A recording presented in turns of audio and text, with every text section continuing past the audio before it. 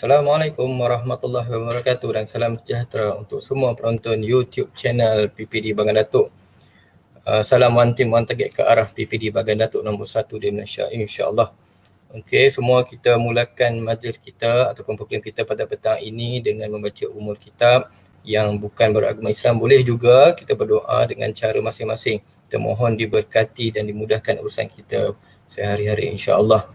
Al-Fatihah.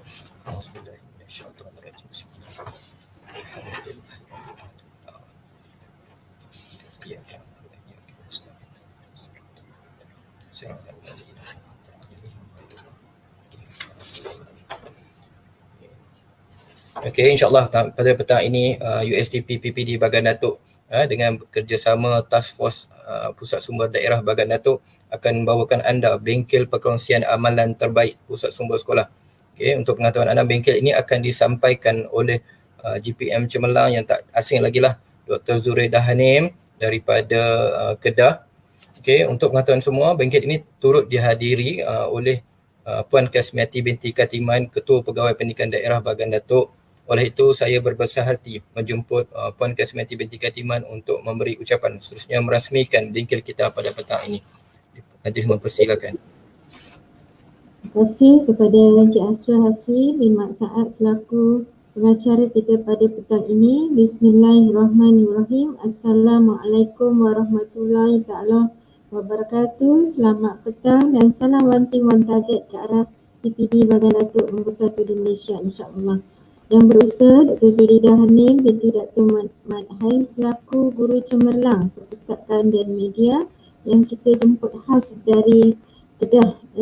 Jadi kepada semua yang terlibat dalam Google Meet pada petang ini, kita berasa bertuah kerana dipertemukan dengan seorang insan yang sangat berpengalaman dalam bidang pengurusan pusat sumber sekolah.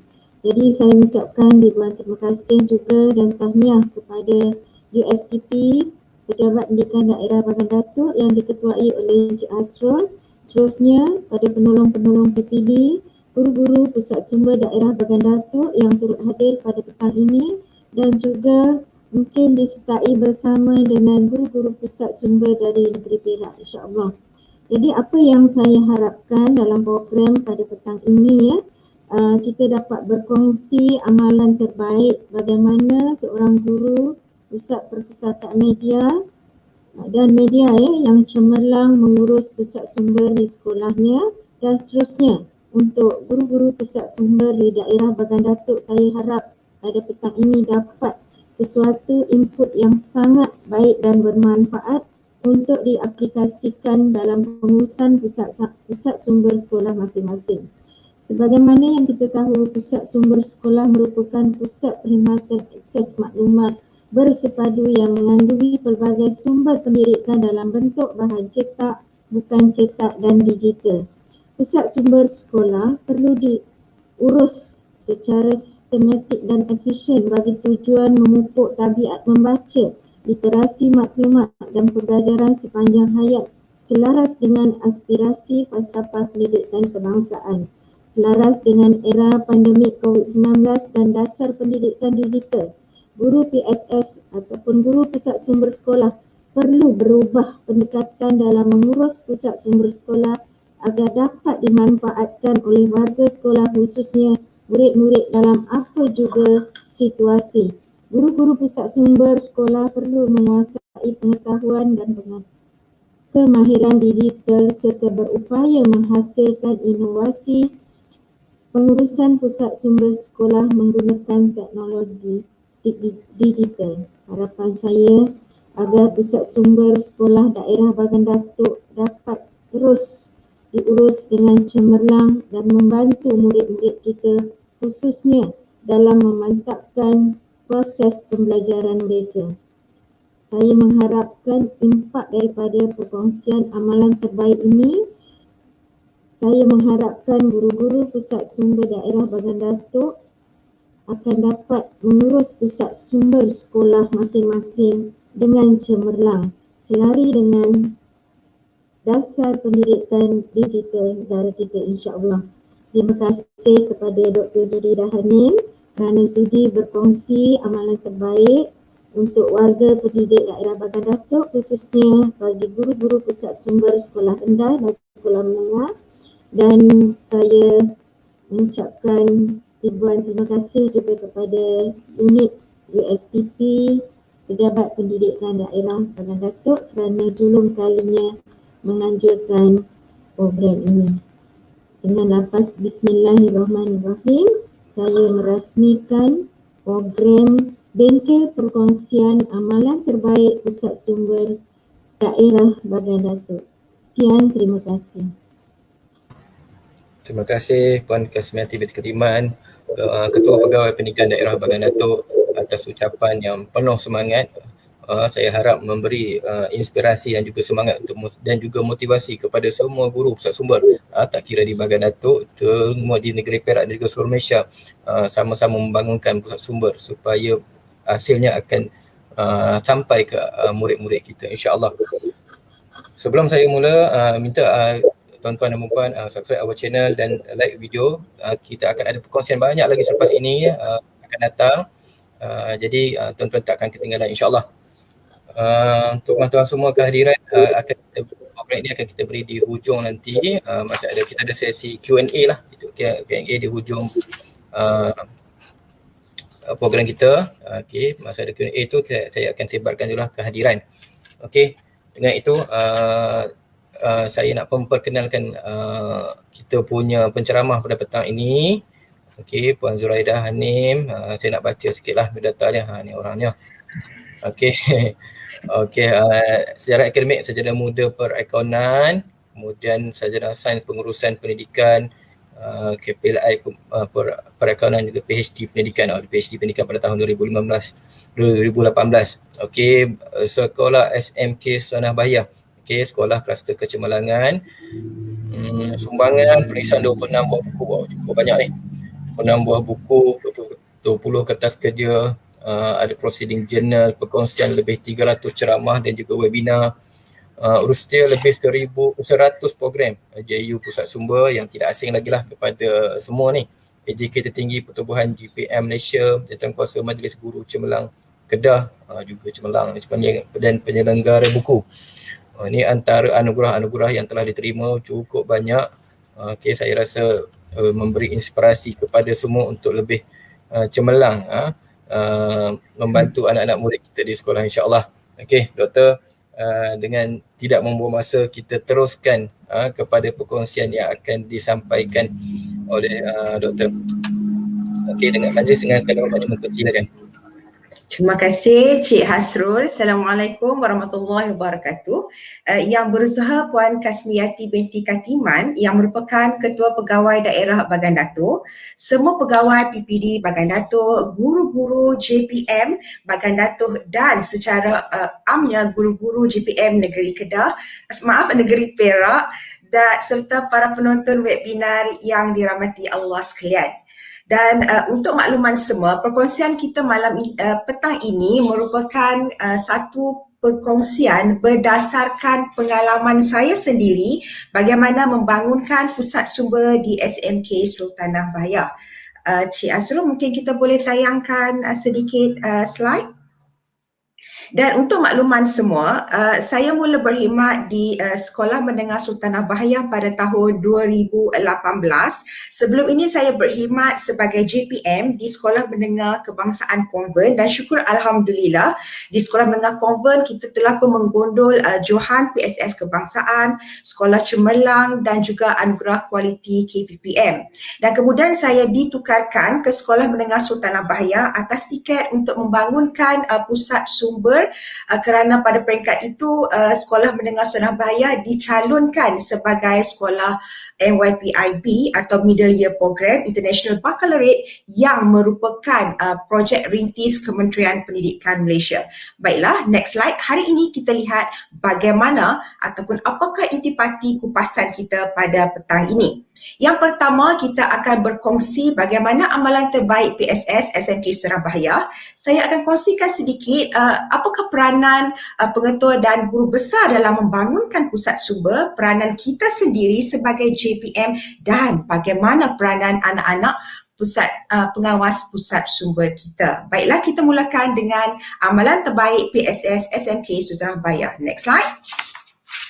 Sebelum kita kata masuk ataupun menyelusuri amalan tersebut, ingin saya kongsikan sedikit dan saya berharap perkongsian ini memberi inspirasi, dan juga saya juga berdoa semoga Allah SWT jauh daripada sifat riak dan kita kata kesombongan, ujub dan sebagainya, kerana niat saya untuk berkongsi kerana apa yang telah pun saya, guru-guru SMK Surabaya dan anak-anak pelajar laksanakan telah membuahkan pelbagai kejayaan. Ini adalah 20 kejayaan yang telah kami gondol sejak tahun 2015, iaitu selepas setahun saya memimpin Pusat Sumber SMK Sultanabaya, dan kejayaan yang terkini adalah sebagai tempat kedua PSS Kebangsaan pada tahun 2020 dan ikon GPM Kebangsaan 2020. Dan syukur Alhamdulillah juga perkongsian sebahagian besar daripada amalan ini ditulis dalam buku panduan PSS Idaman Kedua,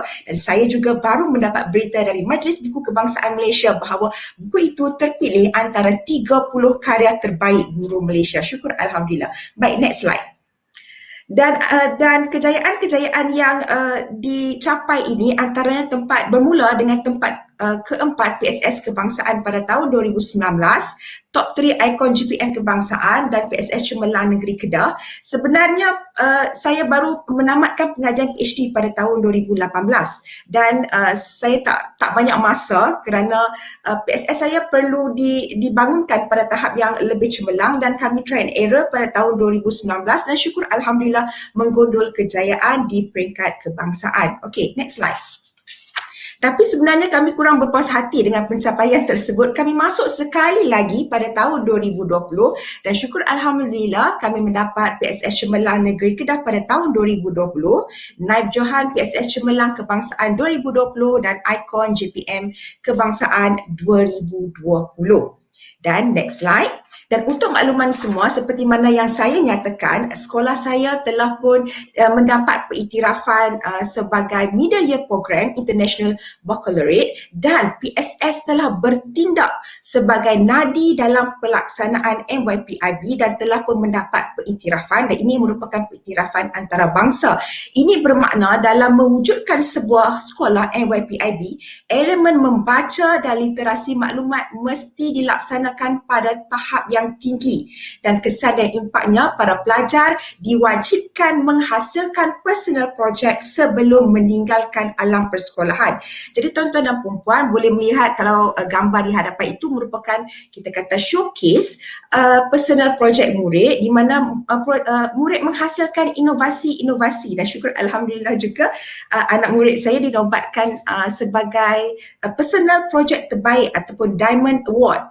Okay, jadi pemenang keseluruhan projek terbaik, dan projek mereka telah dibukukan dalam buku inovasi terbaik projek individu. Dan dalam konteks IB itu sendiri, saya sendiri bertindak sebagai koordinator. Jadi falsafah dalam peringkat pengurusan PSS menggunakan falsafah antarabangsa di-alignkan ataupun disepadukan dengan apa sebenarnya peranan PSS dalam kemenjadian murid, kemenjadian guru dan kemenjadian sekolah, diselaraskan dalam filosofi ataupun falsafah dalam MYPIB.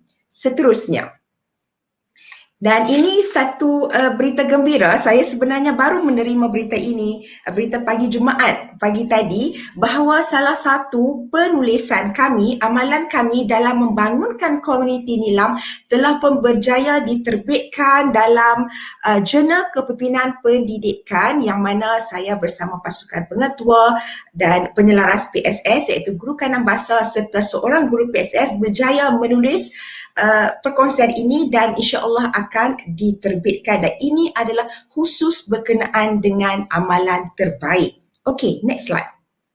Namun sebenarnya kita sering mendengar perkataan amalan terbaik. what is actually amalan terbaik? Sebenarnya amalan terbaik merupakan satu amalan yang menjadi garis panduan yang diamalkan oleh guru dan pentadbir di sekolah tersebut.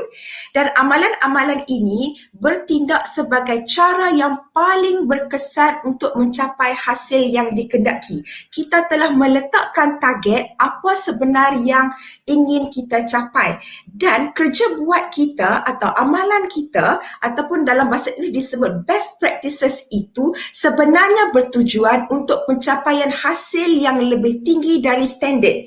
Maksudnya di sini ialah kita melaksanakan sesuatu yang sedikit luar biasa berbanding kebiasaan, kerana kita nak mencapai hasil sesuatu yang kita kata beyond the boundaries ataupun mencapai hasil yang lebih tinggi dari standard. Kita tak mau bergerak secara biasa-biasa. Oleh itu, dalam mencapai atau melaksanakan amalan terbaik ini perlu melaksanakan atau menggariskan apakah kaedah-kaedah yang perlu kita laksanakan untuk mengatasi, atau kalau tak boleh mengatasi, sekurang-kurangnya meminimumkan masalah. Kerana dalam pengurusan pusat sumber sendiri terdapat pelbagai masalah. Itulah yang selalu diutarakan oleh GPM-GPM bahawa menjadi GPM itu stres, bosan, tertekan dan sebagainya kerana mendapat pusat sumber yang bermasalah. Kenapa kita perlu atasi masalah? Kerana kita sebagai penjawat awam, sebagai pendidik, sebagai guru perlu berusaha memberi sumbangan kepada organisasi kita untuk menjana kecemerlangan sekolah, dan yang paling sukar adalah bagaimana untuk mengekalkan kecemerlangan tersebut. Dan apabila kita melaksanakan amalan terbaik itu, kita mengharapkan bahawa ia mampu menjadi satu garis panduan kepada pihak lain untuk ditiru. That is apa yang dinyatakan atau apa yang dimaksudkan dengan amalan terbaik sekolah. Jadi bagaimana GPM nak laksanakan amalan terbaik? Okay, next slide. Amalan terbaik ini perlu kita kata ada 4 aspek atau ada 4 elemen penting. Yang pertama, kita perlu kenal pasti apakah isu. Jadi kita kena buat analisis SWOT, apakah masalah atau isu yang berlaku. Okey, suka untuk saya kongsi di sini bahawa kadang-kadang kita melaksanakan sesuatu hasil dari tiru-tiruan dari sekolah lain. Maksudnya di sini kita ambil analisis SWOT sekolah A, kemudian kita bawa ke sekolah B, dan sekolah kita sendiri masalahnya kurang berkesan. Kerana sebenarnya untuk analisis SWOT perlu kita melihat kasut kita sendiri, kerana budaya kita berbeza. Okey, human resource dalam sekolah kita tu adalah berbeza. Tahap intelijen kita sendiri atau kepakaran GPM juga berbeza. Jadi kita perlu menganalisis apakah kekuatan, apakah kelemahan, apakah opportunity atau ancaman yang ada dalam persekitaran pusat sumber. Dan kita akan melihat apa sebenarnya isu yang terjadi di pusat sumber kita, dan kita mula memikirkan apakah yang perlu kita laksanakan. Di situnya tercetusnya kreativiti atau idea, dan kadang-kadang amalan terbaik ini juga boleh berubah menjadi satu inovasi. Dan apabila kita dapat kenal pasti, kita perlu memikirkan apakah metodologi atau kaedah bagaimana untuk menyelesaikan masalah. Apakah langkah ataupun prosedur yang dapat kita lakukan step by step untuk mengatasi masalah. Dan step by step itu mungkin panjang atau singkat, segalanya bergantung kepada bagaimana corak masalah yang kita hendak atasi. Namun begitu, dalam kita laksanakan pelan ataupun prosedur-prosedur, kita kena letakkan apakah objektif. Sebab kalau tidak, kita hanya bekerja tanpa arah. Okay? Bila kita bekerja sehari-harian, kita perlu dapatkan apakah objektif. Jadi objektif kita itu perlulah sesuatu yang boleh dicapai, boleh diukur. Kita mesti meletakkan objektif kerana objektif itu menjadi garis panduan. Apabila kita meletakkan objektif sebagai sesuatu yang boleh dicapai dan boleh diukur, maka kita dapat melihat hasil atau impak berasaskan data. Dari sini sangat penting kerana dalam pengurusan data driver is very important. Okay, bila kita menggunakan data, kita boleh membuat penambahbaikan atau postmortem kerana daripada data itu kita boleh melihat bahawa adakah perancangan atau pelaksanaan kita itu berjaya ataupun tidak. Adakah aspek-aspek lain perlu digugurkan? Okay, dan biasanya apabila kita ada hasil dan impak, insya-Allah dia akan memberi kejayaan kepada organisasi kita. Okay, next slide. Sebenarnya saya sengaja tunjukkan kita kata kejayaan-kejayaan yang tadi untuk memberi semangat, kerana segalanya adalah tidak mustahil sebagai JPM kita dapat membuat perubahan. Baik, ini adalah amalan terbaik yang dilaksanakan di PSS SMK Sultanah Bahiyah kerana kami mempunyai satu program besar yang dikenali sebagai House of Champion, di mana kami meletakkan slogan reading is most important thing we do here. Sebab kita sedia maklum bahawa pembacaan merupakan asas dalam proses acquire knowledge, asas dalam proses pencarian ilmu dan segalanya. Tak kisahlah dalam aspek akademik, aspek pembangunan murid, kurikulum dan sebagainya. Sebenarnya semuanya bermula daripada program membaca iaitu NILAM.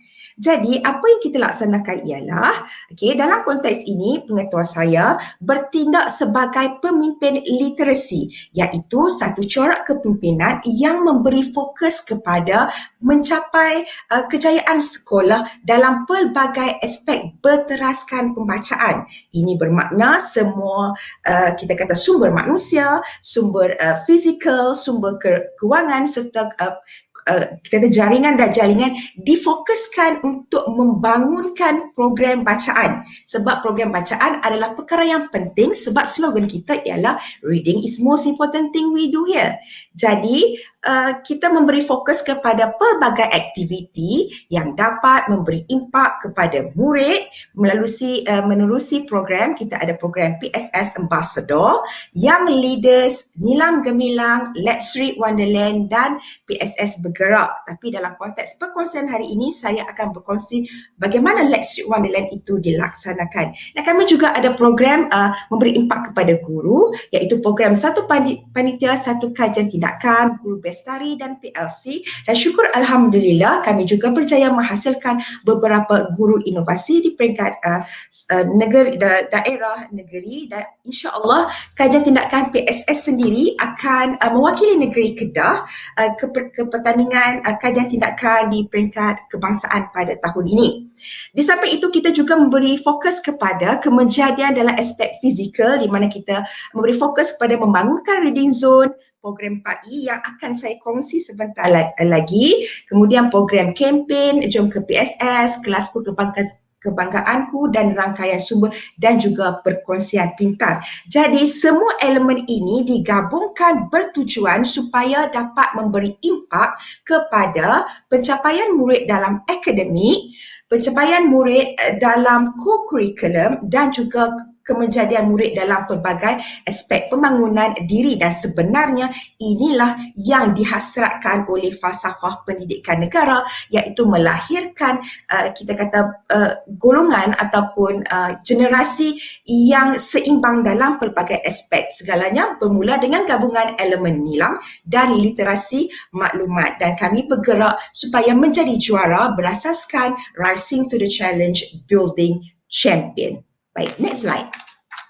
Sebenarnya kejayaan yang saya kongsi sebentar tadi tidak berlaku sekelip mata kerana pusat sumber SMK Sultanah Bahiyah juga sama dengan pusat sumber yang lain, keadaannya sama, sendu, gelap, suram, kelam, dan inilah rupa pusat sumber ketika hari pertama saya membuka pintu ketika melaporkan diri. Dan apa yang perlu dilakukan sekiranya anda JPM baru, perkara pertama sekiranya anda mendapat kunci pusat sumber, tak kisah di sekolah baru atau anda baru dilantik, pertamanya ialah tolong dapatkan data-data yang lepas, kerana dari data itu kita dapat mengukur apa sebenarnya yang berlaku.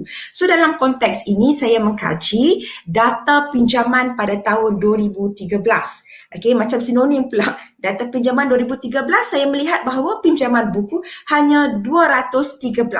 Jika pinjaman buku 213 itu telah menimbulkan banyak pertanyaan, iaitu mungkin buku itu tidak sesuai atau keadaan PSS itu tidak digemari oleh para pengunjung atau pelanggan kita, atau banyak masalah yang timbul sesuai dengan data hanya berjumlah 213 buku, dan keadaan itu adalah keadaan yang sangat kritikal.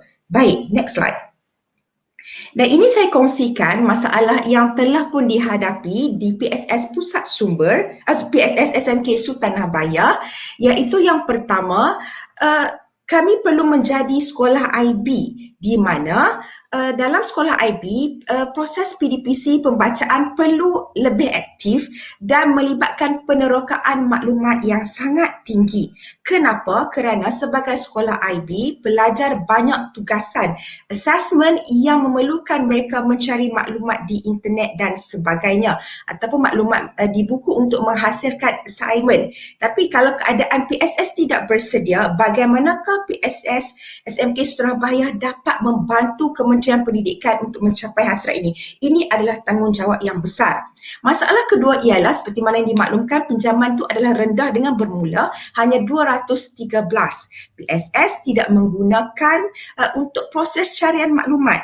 Berlaku spoon feed, di mana saya melihat sendiri para pelajar hanya sekadar menyalin nota dan bukannya membuat nota sendiri.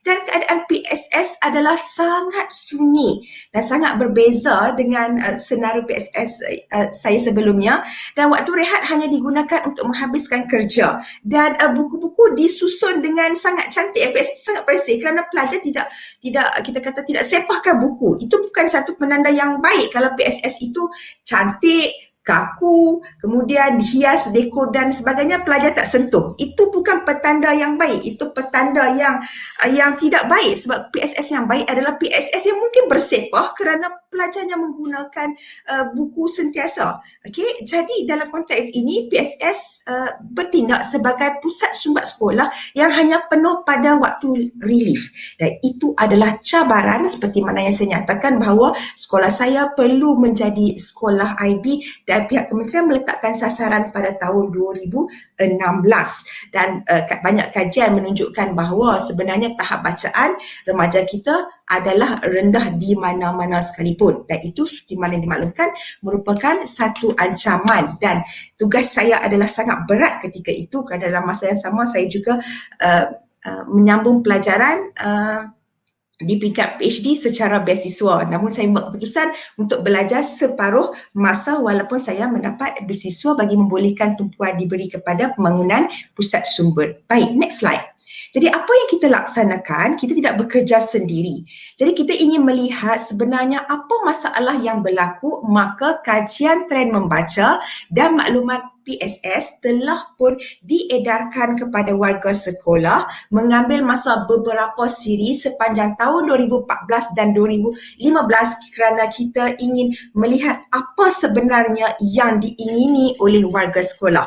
Hasil dapatan digunakan untuk program Jom ke PSS, dan syukur Alhamdulillah pada tahun 2016 berlaku perubahan yang sangat kita kata drastik juga, sehingga membolehkan PSS SMK Surabaya membantu pihak sekolah untuk mencapai IB World School, dan dalam proses kita kata penilaian tersebut ada 10 perkara, dan syukur Alhamdulillah PSS, sekolah saya, sekolah kami mendapat commendation, bukan recommendation, commendation, dan pencapaian yang tertinggi sekali di antara 10 sekolah IB di Malaysia. Syukur Alhamdulillah. Kemudian kami bergerak ke pembudayaan nilam, dan pada tahun 2018 kami bergerak kepada program 4E, bagaimana untuk bergerak ke arah PSS cemerlang. Baik, ini yang sebenarnya ingin saya kongsikan bersama para hadirin. Baik, next slide.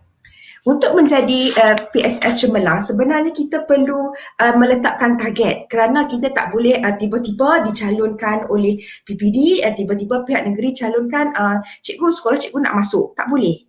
Kenapa saya kata tak boleh? Kerana kita takut kita masuk dan terjun ke dalam lopak, kita berenang terkapai-kapai. Kerana untuk menyertai pertandingan pusat sumber cemerlang atau untuk mendapat title PSS Cemerlang perlu satu perancangan supaya kita benar-benar bersedia. Okey, jadi dalam konteks ini seperti mana yang saya bentangkan tadi, kami melaksanakan program House of Champion pada tahun 2016, program Jom ke PSS, 2017 program Pembudayaan Nilam, dan 2018 kita melaksanakan program 4E dan Let's Street Wonderland supaya kita dapat mencapai title PSS Cemerlang pada tahun 2019. Dan syukur alhamdulillah apa yang telah kita laksanakan itu membuah kejayaan. Baik, di sini saya kongsikan apa sebenarnya yang dilaksanakan dalam program 4E. Next slide. Dalam program 4E, sebenarnya 4E itu diambil atau diadaptasi dari sebuah buku tulisan Meltzer 2008. Mungkin tuan-tuan penonton webinar dapat melihat ataupun membaca, boleh type di Google siapakah Meltzer, di mana Meltzer ini merupakan pakar dalam literasi dan dia mencadangkan bahawa sebelum anak murid itu atau sebelum para pelajar itu belajar, pendekatan dalam pembangunan literasi itu perlu diberi penekanan. Barulah sebenarnya warga sekolah atau murid-murid kita belajar. Jadi dalam konteks ini, adaptasi telah dibuat dengan memberi penekanan kepada environment, iaitu bagaimana sekolah saya ingin membangunkan persekitaran IB, engagement, bagaimana nak melibatkan pelajar dalam aktiviti pusat sumber, kemudian seterusnya encouragement, bagaimana kita nak memberi sokongan kepada murid dengan melibatkan skill atau kemahiran-kemahiran. Jadi dalam konteks library mungkin kita perlu mendedahkan anak murid dan warga sekolah dengan kemahiran penyelidikan, kemahiran berkomunikasi, kemahiran sosial dalam melaksanakan aktiviti pusat sumber, kemahiran bagaimana mereka menguruskan diri khususnya pengawas PSS kerana lambakan tugas sebagai pengawas PSS dan juga tekanan sebagai seorang pelajar dan juga kemahiran berfikir, dan kita meletakkan expectation atau harapan yang tinggi bahawa semua guru dan murid adalah pembaca aktif biarpun kita bermula dengan apa data sekalipun. Sebab bila kita letakkan expectation yang tinggi, maksudnya kita sentiasa memberi rangsangan yang positif bahawa mereka akan membaca. Dan 4E ini bertujuan untuk meningkatkan jumlah pinjaman buku, meningkatkan jumlah penggunaan PSS, dan kita memberi fokus kepada usaha untuk membangunkan fizikal dan kemanjadian murid supaya dapat bertindak sebagai nadi sekolah dan nadi NYPIB. Next slide. Apa yang kita buat dalam konteks environment? Dalam konteks environment, kita memberi penekanan kepada pembangunan fizikal itu sendiri. Kemudian kita memberi fokus kepada projek rangkaian sumber dengan kita kata bersama dengan pasukan PSS yang sangat besar, mengenal pasti bahagian-bahagian mana yang kuat, yang mana guru-guru berpotensi untuk dibangunkan, kawasan-kawasan dibangunkan, dan guru itu sendiri berpotensi untuk membuat perubahan, dan juga kita memberi fokus kepada perpustakaan digital. Dan bagi aspek engagement atau penglibatan, kita melibatkan murid dalam pelbagai aktiviti pusat sumber. Memang meletihkan kerana kita ada banyak aktiviti, tetapi itu adalah perlu kerana supaya pelajar sentiasa dekat dengan pelbagai kita kata program literasi maklumat, okey, dan juga aktiviti membaca. Jadi pelajar bukan saja terlibat dengan aktiviti PSS, tapi kita menggalakkan panitia-panitia buat assignment dan sebagainya, membuat infohan, jejak maklumat dan sebagainya, supaya pelajar akhirnya mencari maklumat. Jadi ini bukan maksudnya PSS sahaja yang buat aktiviti. Seluruh warga sekolah melaksanakan aktiviti terasnya membaca dan literasi maklumat. Seterusnya, next slide. Yang yang ketiga ialah encouragement. Bila kita bagi buat aktiviti yang banyak, kita perlu memberi ganjaran kepada warga sekolah. Jadi kita laksanakanlah pelbagai kita kata ada kategori guru, ada kategori murid. Okey, contohnya ini antara contoh, kita ada peminat terbanyak, sentiasa laksanakan cabutan bertuah, beriktirafan pada guru supaya kita dapat mewujudkan suasana kegembiraan di sekolah dengan ganjaran diberi. Dan kita juga ada Hari Anugerah dalam konteks Sekolah Menengah Surabaya. Kita ada Hari Anugerah Tokoh Bitara yang juga merupakan anugerah nilam yang kita kata yang disambut gilang gemilang segemilang Hari Anugerah Cemerlang di sekolah. Dan dari segi ATL skill ini juga, supaya dapat mewujudkan kegembiraan, kita bawa pelbagai perkongsian pintar masuk ke sekolah supaya pelajar kita didedahkan dengan kita kata ilmu dari luar, kemudahan dari luar. Dan syukur Alhamdulillah kami mendapat banyak tajaan, jaringan dan kolaboratif daripada pelbagai pihak. Antaranya dalam, sebab kami nak jadi sekolah IB, satu perkara yang kita kata cabaran adalah mendapatkan buku yang berkualiti, dan biasanya buku-buku yang kita kata berkualiti itu ditulis dalam bahasa Inggeris. Dan syukur Alhamdulillah untuk mengatasi masalah kita kata bahan yang berkualiti ini, untuk memudahkan anak murid kita membuat assignment, kita telah mengadakan kolaboratif dengan ITBN, dan ITBN menderma buku-bukunya yang dengan jumlah yang sangat besar, akhirnya dapat mewujudkan satu sudut rujukan yang sangat besar yang melibatkan buku-buku terjemahan dari bukan sahaja di Malaysia, daripada berbagai negara. Dan kita juga ada kelab peminat Ain Maisarah, dan saya difahamkan oleh Ain Maisarah sendiri, Sekolah Menengah Surabaya merupakan sekolah pertama yang mempunyai kelab peminatnya sendiri, dan kita sentiasa mengadakan jaringan dan jalinan dengan pelbagai agensi dan di peringkat jaringan bersama dengan sekolah-sekolah lain. Next slide.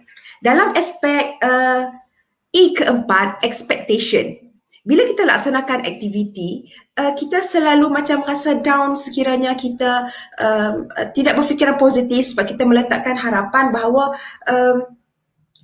pelajar kita ni tak suka baca, tak suka datang ke PSS. Jadi sebenarnya itu adalah doa. Jadi kita meletakkan expectation, iaitu harapan tinggi bahawa semua pelajar dan guru akan menjadi pembaca aktif. Itu adalah doa kita. Dan Alhamdulillah itulah yang menatijahkan kejayaan, kerana berlaku perubahan-perubahan kepada minat, motivasi mereka. Contoh di sini kami melaksanakan program pemimpin muda, di mana kita ada pengawal PSS, kita ada rakan PSS, dan kita juga ada IB agent, iaitu mereka yang bukan pengawas PSS dan bukan rakan PSS, mungkin mereka juga ketua tingkatan, mereka juga pengawas sekolah yang membantu PSS dalam melaksanakan pelbagai aktiviti. Jadi kita ada pasukan yang leaders yang sangat kuat untuk menggerakkan aktiviti sekolah. Dalam konteks guru pula, kita selalu laksanakan PLC, kajian tindakan, nilam untuk guru dan program team teaching. Baik, next slide.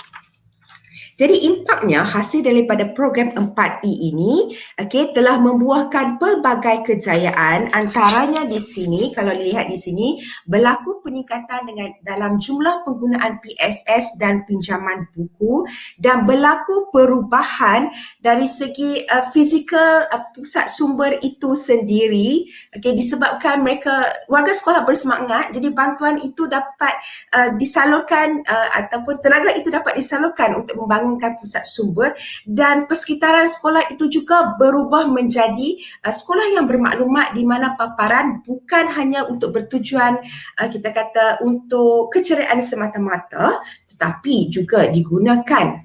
Maklumat yang ditampalkan itu juga digunakan untuk proses pencarian maklumat, sebab kita selalu dedahkan kepada cikgu-cikgu bahawa apa yang ditampal itu adalah akan digunakan dalam proses PDP. Jadi kita boleh melihat untuk subjek sains, pelajar berlari untuk jejak maklumat, kelas ni mencari bahan dan sebagainya. Jadi suasana acquire literasi maklumat itu berlaku di sekolah kami. Dan impak lain juga adalah murid itu sendiri berubah untuk gemar menyertai program-program yang dilaksanakan oleh PSS, dan mereka mempunyai rasa ingin tahu yang sangat tinggi. Cikgu, minggu ni PSS ada aktiviti kah? Yang ni cerita sebelum pandemik COVID-19 lah. Dan bagi pengawal PSS, mereka sentiasa membantu untuk create pelbagai aktiviti untuk menggalakkan kawan-kawan mereka masuk ke pusat sumber. Jadi kreativiti mereka dapat ditingkatkan. Jadi perubahan ini dapat dilihat. Ini gambaran yang agak kecil sebenarnya. Kita lihat, next slide. Ini yang lebih besar.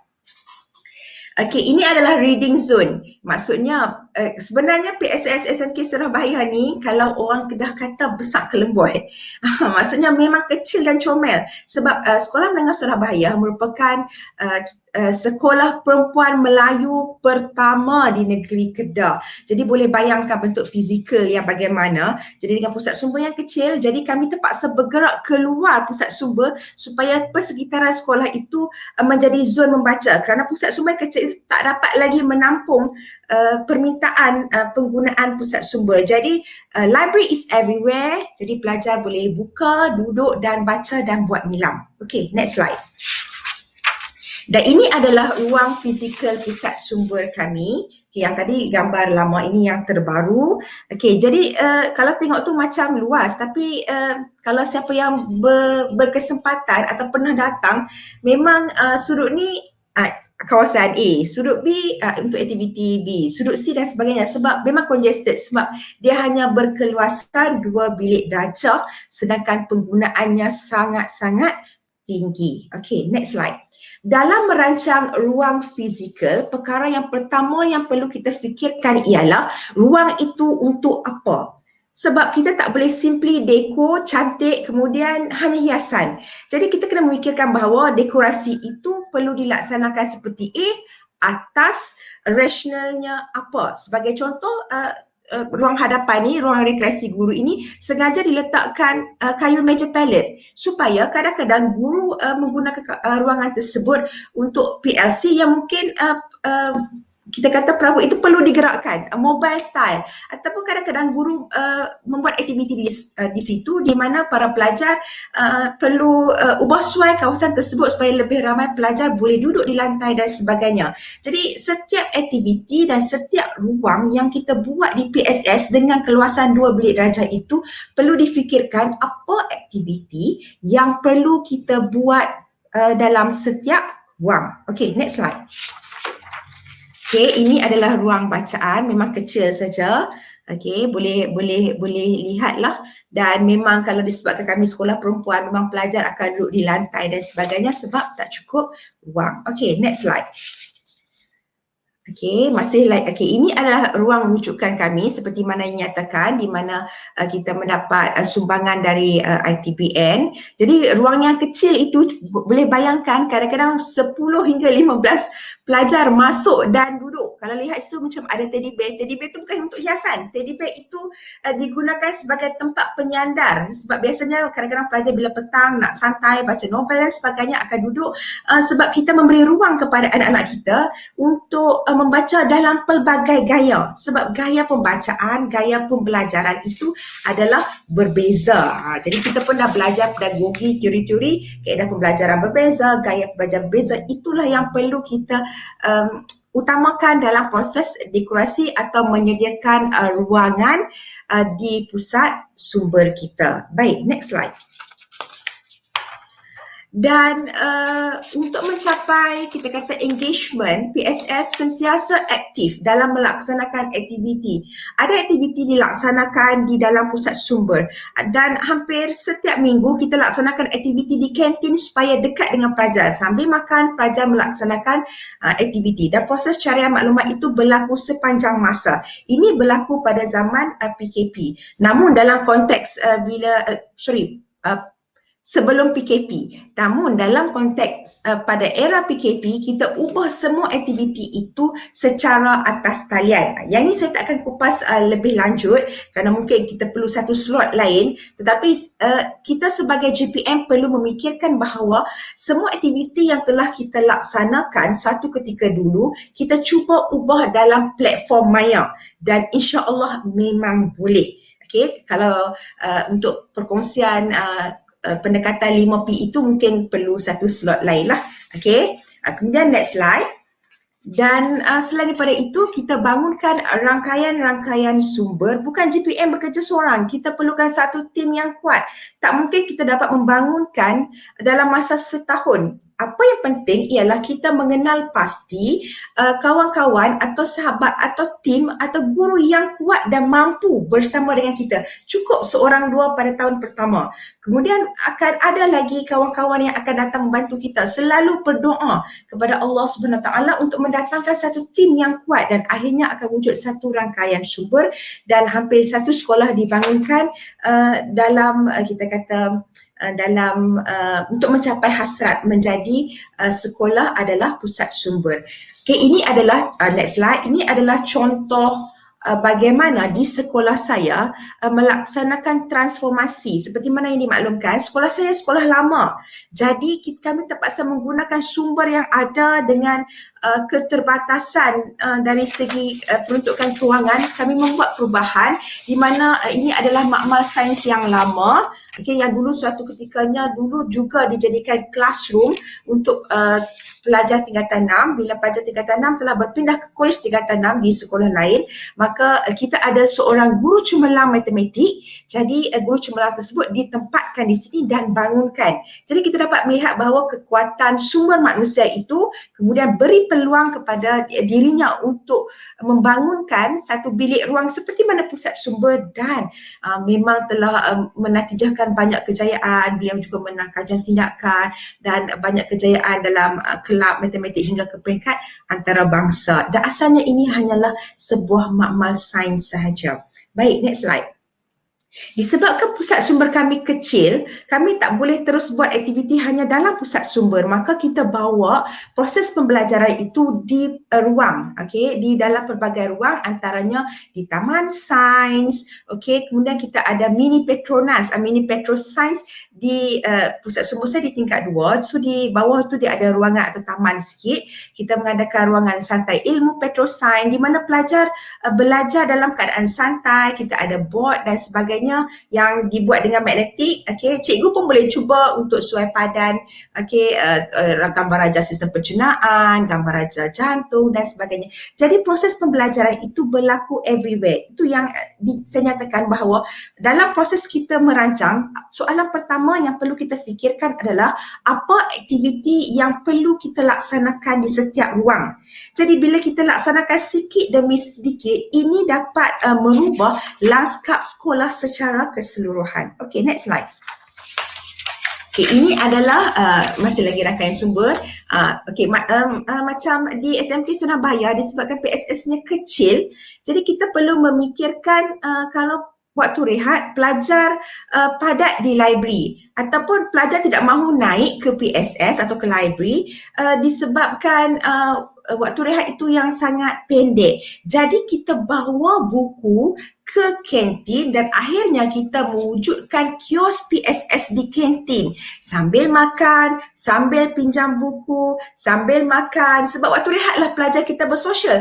Jadi kita melihat perkara itu sebagai satu kekuatan untuk melaksanakan aktiviti. Kita ada speakers corner di kantin, kemudian kita buat aktiviti games dan sebagainya. Jadi sebenarnya aktiviti PSS itu terus hidup dalam kita kata celahan aktiviti ataupun dalam celahan kesibukan pelajar itu. Yang penting kita dapat kenal pasti apa kekuatan yang boleh kita laksanakan.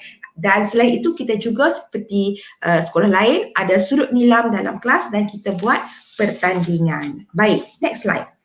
Dan hasil daripada pembangunan 4E ini telah menatijahkan pelbagai kejayaan. Syukur Alhamdulillah kita mendapat 12 anugerah dan antaranya ialah telah pun dibukukan dalam buku panduan membangunkan pusat sumber idaman, telah dibentangkan dalam forum pengurusan PSS di Pesta Buku Antarabangsa dan syukur Alhamdulillah kajian tindakan ini telah pun dinobatkan sebagai pemenang peringkat emas kajian tindakan sekolah kluster pada tahun 2018. Jadi tuan-tuan dan puan boleh lihatlah ya antara siri-siri kejayaan bila kita laksanakan amalan ini rupanya telah mencetuskan satu inovasi dan pelbagai hadiah inovasi telah pun kita perolehi. Syukur Alhamdulillah. Okay, next slide. Apabila kita membangunkan dari segi fizikal, kita perlu melihat bagaimana PSS itu dapat membantu menggunakan elemen membaca dan literasi maklumat. Maka kita laksanakan Let's Read Wonderland, di mana kalau Part E itu lebih kepada pembangunan fizikal, dan aktiviti, tetapi Let's Read Wonderland kita laksanakan untuk memberi fokus kepada pembacaan yang merentasi kurikulum. Baik, mari kita lihat next slide. Apakah Let's Read Wonderland? Let's Read Wonderland merupakan satu program yang merupakan kita kata signature product di PSS SMK Surabaya, di mana dia menggabungkan elemen membaca, literasi maklumat.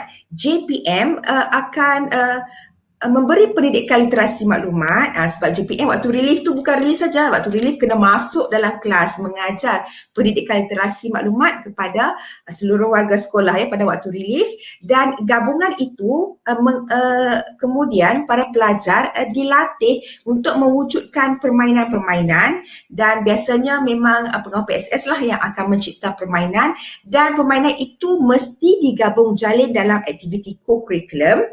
Dan kita berhasrat agar dapat mencapai impak kepada pengetahuan kognitif, kerana mereka bukan saja bermain, mereka mengajukan soalan-soalan yang kita kata digunakan di dalam kelas, digunakan dalam buku teks, dan apabila pelajar melaksanakan Let's Read Wonderland, memang berlaku perubahan dalam pembangunan diri murid dalam konteks pengawal pusat sumber. Mereka merupakan satu kita kata satu badan atau unit bertindak sebagai pengurus, bagaimana mereka menguruskan human resource, bagaimana mereka mengatasi konflik dalam melaksanakan aktiviti, kreativiti dan sebagainya, dan dalam konteks peserta pula mereka perlu berfikir untuk menyelesaikan masalah.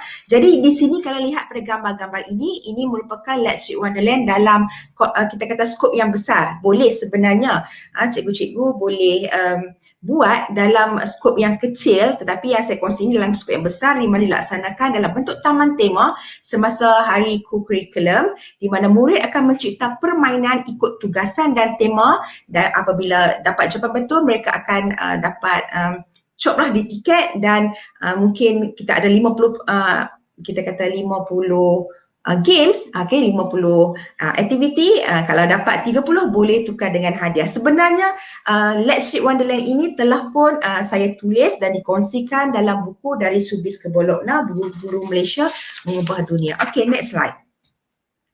Di sini saya ingin tekankan bahawa dalam kita menguruskan pusat sumber, kita mesti ada satu watak, ataupun kita mesti ada satu produk yang bila disebut pusat sumber SMK Surabaya, ini produknya. Di mana kalau GPM biasa mengikuti webinar sebelum ini, PSS SMK Surabaya kita kata diberi watak sebagai PSS Academy, di mana semua aktiviti yang dilaksanakan di PSS kami berusaha sebaik mungkin supaya dapat dilaksanakan merentasi kurikulum. Jadi dalam aktiviti carian maklumat, game dan sebagainya, pelajar akan mencipta permainan tetapi disusuli dengan pelbagai soalan, dan permainan itu mestilah bertemakan akademik walaupun mereka bermain, dan memang kita telah laksanakan beberapa showcase di peringkat negeri. Dan apabila berlaku pandemik, Let's Read Wonderland masih lagi dijalankan, di mana kita wujudkan dalam bentuk game-games atas talian. Tapi dalam konteks ini penambahbaikan masih dibuat dari masa ke semasa. Next slide. Jadi dalam Let's Read Wonderland kita laksanakan aplikasi literasi maklumat dalam proses pembelajaran menerusi aktiviti. Pelajar yang tidak membaca memang tidak boleh dapat menjawab. Dan ini juga dialami oleh orang dewasa, di mana kebetulan kami pernah melaksanakan Carnival STEM di mana sekolah kami menjadi tuan rumah. Kita jemput beberapa universiti, dan kebetulan ada beberapa pensyarah universiti yang datang masuk. Tentulah mereka teruja melihat pelajar kita kata ada macam gerai, kios dan sebagainya, buat game dan sebagainya, dan mereka ingin mencuba. Jadi disebabkan soalan-soalan itu merupakan soalan yang kita kata mungkinlah di luar bidang kepakaran mereka, jadi selepas 2-3 gerai itu mereka keluar. Saya kata, Prof, kenapa keluar? Kenapa tak main ni? Dia kata dia dah takut sebab dia masa 3 gerai, 2 gerai dia dah salah. Okey, dia kata dia kena balik baca buku. Jadi sebenarnya ini dia sendiri bercakap dalam jokes lah sebenarnya, sebab soalan yang ditanya tu bukan bidang dia, soalan sejarah. Sebab memang kita kena membaca. Jadi apabila kita laksanakan aktiviti begini, pelajar memang akan suka membaca, sebab bila kita buat aktiviti, dia orang macam tertunggu-tunggu aktiviti tersebut dan memang menggunakan aplikasi pembacaan dan literasi maklumat. Yang dikatakan literasi maklumat ini adalah pelajar diberi tugasan, di mana nak mencari maklumat, di mana nak untuk menyelesaikan masalah, dan pengawas PSS itu sendiri menjadi ejen yang menggerakkan setiap game tersebut. Jadi sebab kita ada sampai 50 game, kita pernah ada sampai 70-80 game yang diuruskan oleh pengawas PSS sepenuhnya. Okay, next slide. Dan Let's Read Wonderland ini telah menatijahkan beberapa kejayaan dan paling manis telah diiktirafkan sebagai best practices NYPIB oleh PADU, ditulis dalam buku Dari Subis ke Bologna, Guru Malaysia Mengubah Dunia, dan juga kami telah menyertai anugerah Harta Intelek Negara dan juga telah mendapat pingat emas kajian tindakan, dan boleh lihatlah beberapa siri kejayaan itu sendiri, dan sebenarnya telah pun dibentangkan dalam banyak seminar, sama ada di peringkat negeri, peringkat kebangsaan, peringkat institusi pengajian, peringkat IPG dan sebagainya, kerana kita menggunakan Let's Read Wonderland untuk mengubah stigma bahawa learning through reading is fun. Kita membuang stigma bahawa membaca itu adalah sesuatu yang membosankan, tak sepatutnya berlaku. Sepatutnya belajar dan membaca itu adalah sesuatu yang menyeronokkan. Baik, next slide. Kita telah berkongsi amalan terbaik di PSS SMK Sultanah Bayer. Itu secara umum.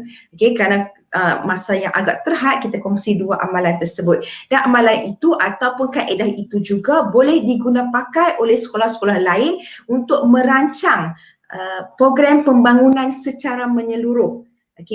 Dan sekarang kita lihat dalam konteks membangunkan pusat sumber, apakah peranan pengetua dan guru besar, kerana tanpa sokongan pengetua dan guru besar tentulah kita tidak dapat, pusat sumber kita tidak dapat pergi dengan lebih jauh. Baik, next slide. Sebenarnya para JPM yang saya kasihi sekalian, antara tips kejayaan pusat sumber adalah satu saja, berbaiklah dengan pentadbir anda. Jangan menjadikan pentadbir itu kita kata gap ataupun macam musuh misalnya, kerana pentadbir itu adalah sumber yang akan membantu kita membangunkan pusat sumber. Jadi pada peringkat awal, di sini saya nak kongsi tip. Peringkat awal, apa yang disuruh oleh pengetua kita follow dulu. Orang Kedah kata jangan balan. Kadang-kadang kita ada ambitious, kita kata ini perancangan saya. Kalau cikgu tak mau ikut, saya nak buat ini juga. Jangan. Sebab kita perlu bekerja sebagai satu pasukan. Kita follow dulu apa yang pengetua kita hasratkan. Sebab tidak ada pengetua yang nak menjatuhkan sekolahnya sendiri. Mereka ingin membangunkan sekolahnya sendiri.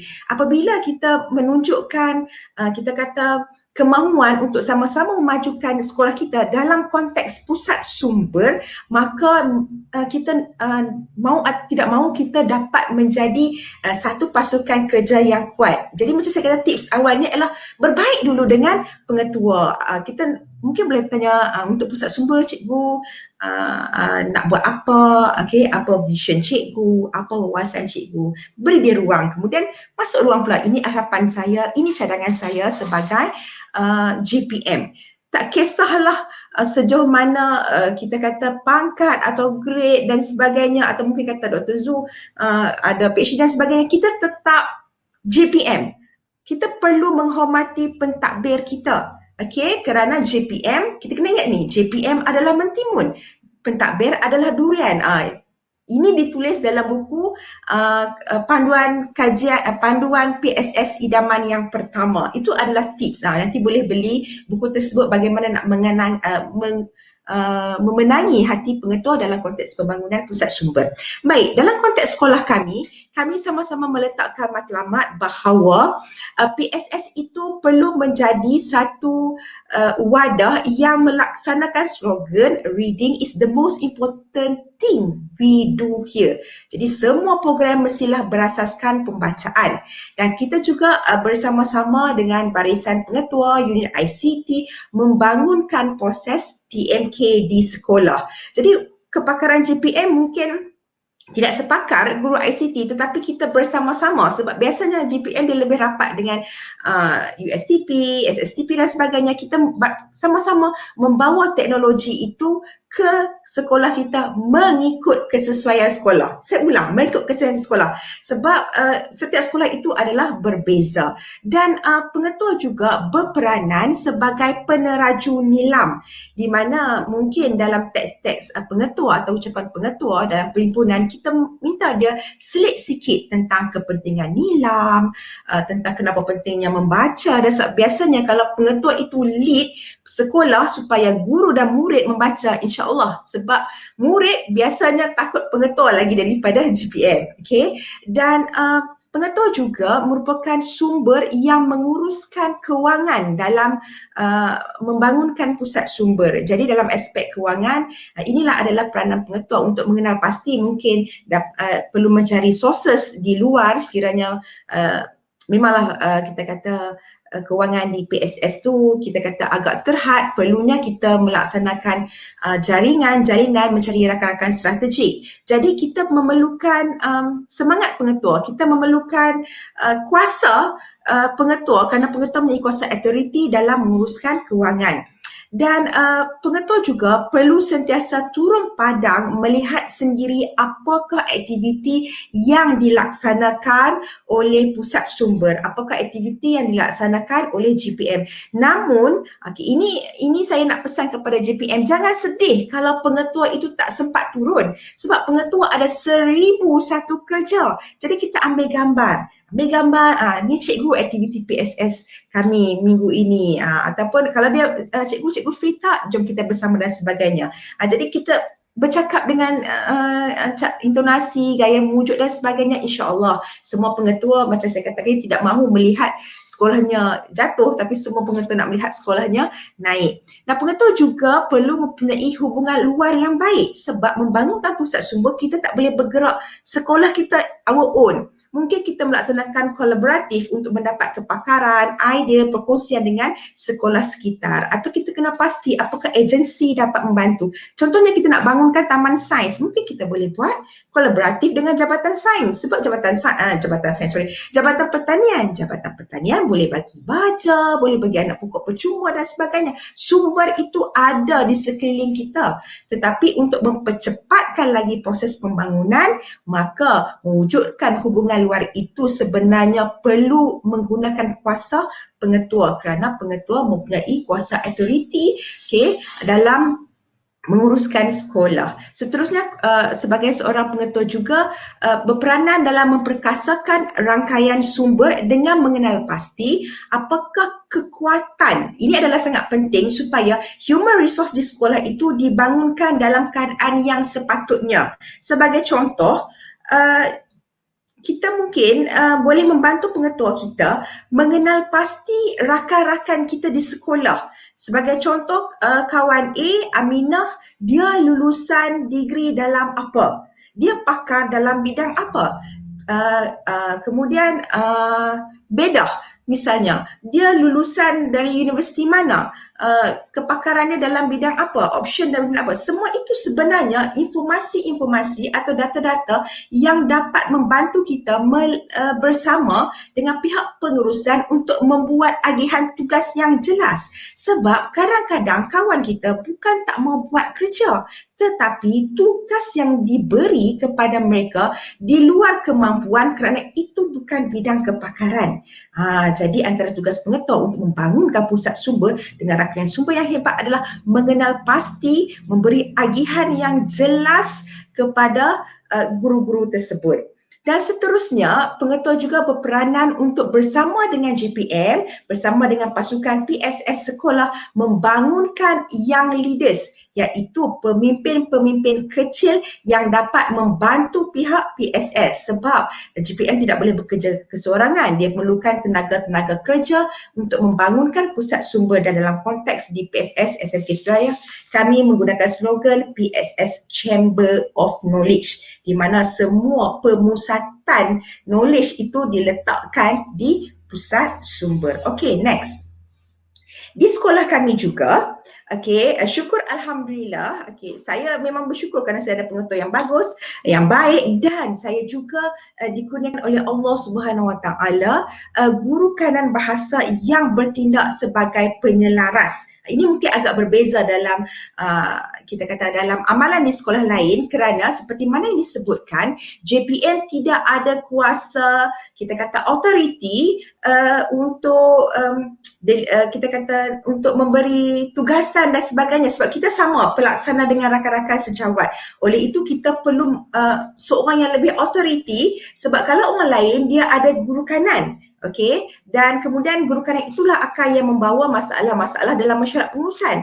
Jadi dalam konteks di sekolah kami ada guru kanan bahasa yang merupakan penyelaras pusat sumber yang akan membawa permasalahan pusat sumber ini dalam mesyuarat pengurusan. Jadi apa tindakan yang dilakukan oleh penyelaras?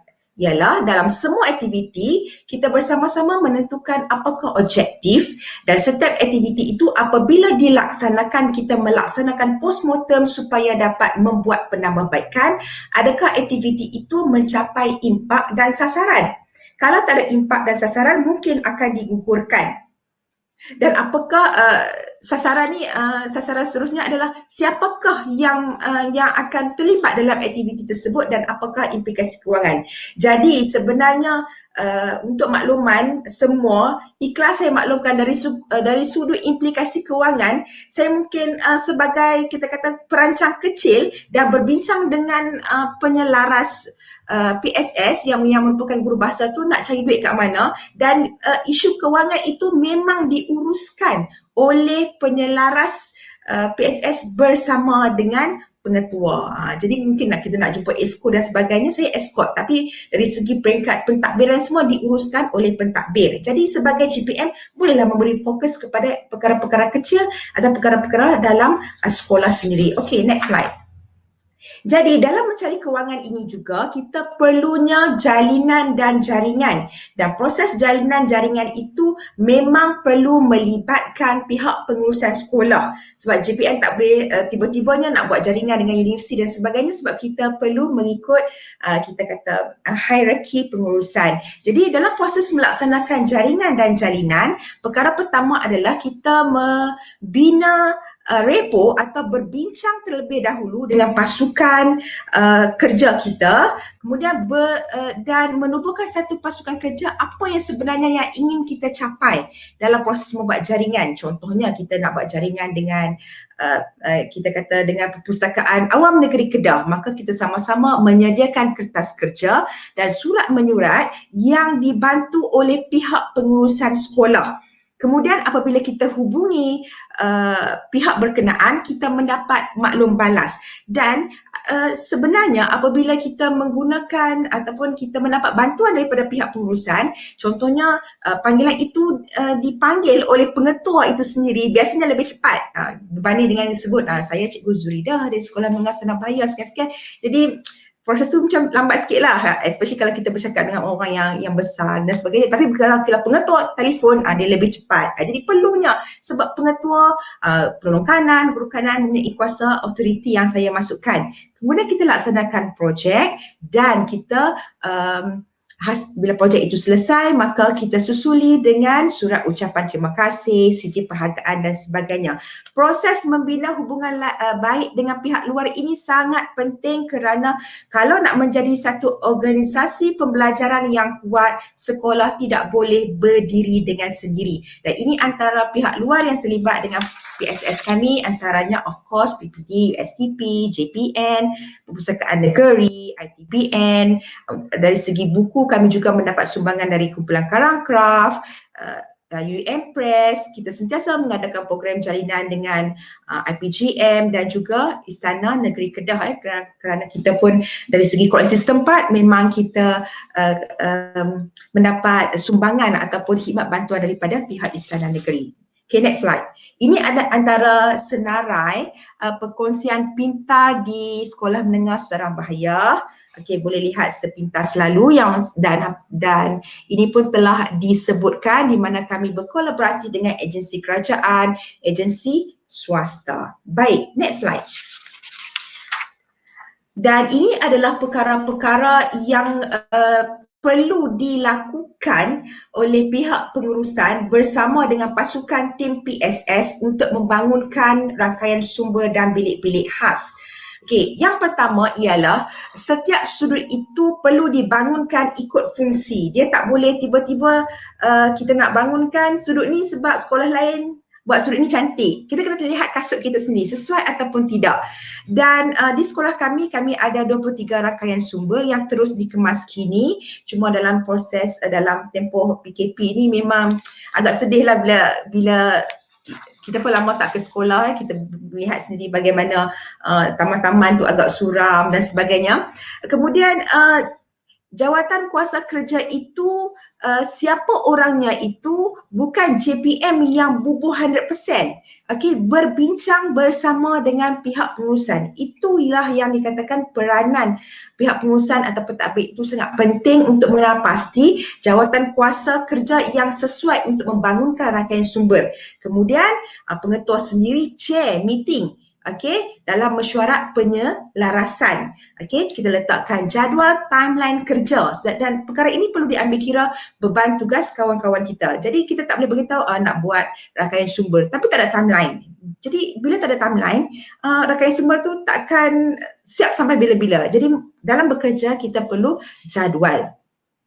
Okey, kemudian walaupun kawan-kawan kita bukan JPM, kita perlu photostat satu instrumen PSS semalam kepada mereka supaya mereka dapat melihat sebenarnya apa yang perlu dilakukan walaupun sekolah kita tidak masuk bertanding. Saya ulang, walaupun sekolah kita tidak masuk bertanding tetapi instrumen PSS cemerlang itu perlu dalam fingertip seorang JPM dan juga warga sekolah kerana dia menjadi satu landasan ataupun kita kata garis panduan supaya kita dalam track yang betul.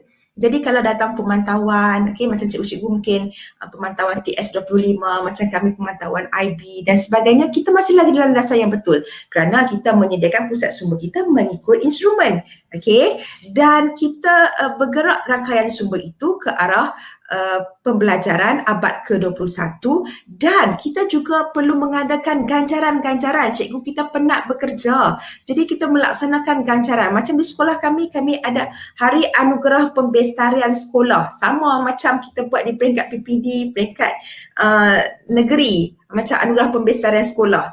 Kategorinya hampir sama. Kemudian rangkaian sumber terbaik.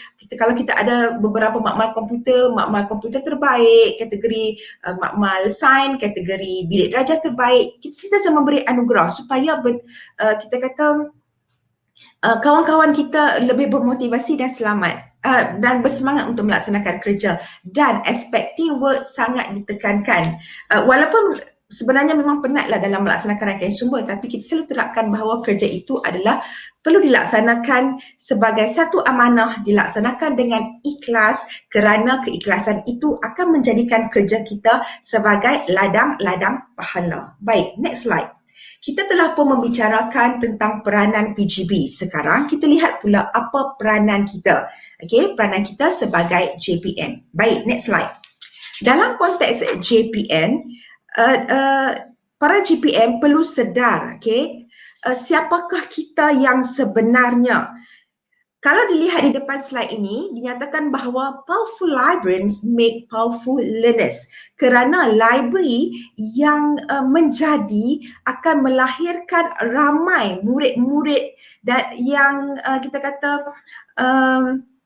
pembelajar yang seperti yang dihasratkan dalam falsafah. Sebab aktiviti library bukan hanya memberi fokus kepada pencapaian dalam peperiksaan semata-mata, tetapi dalam konteks kemahiran bercakap, kemahiran berkongsi, kemahiran sosial, mencari maklumat dan sebagainya, itulah sebenarnya yang dihasratkan dalam falsafah pendidikan negara.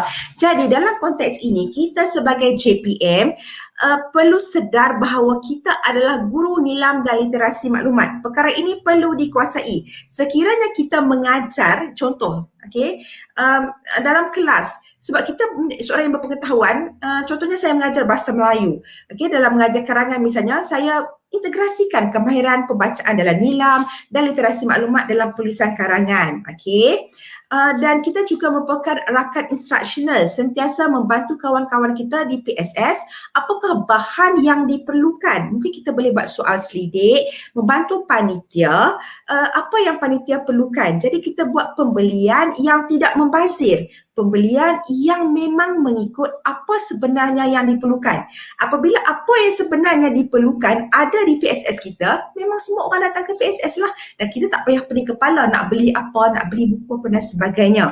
Dan kita juga merupakan pengurus pasaraya ilmu yang besar. Yang saya tulis 5P ni saya takkan go in depth.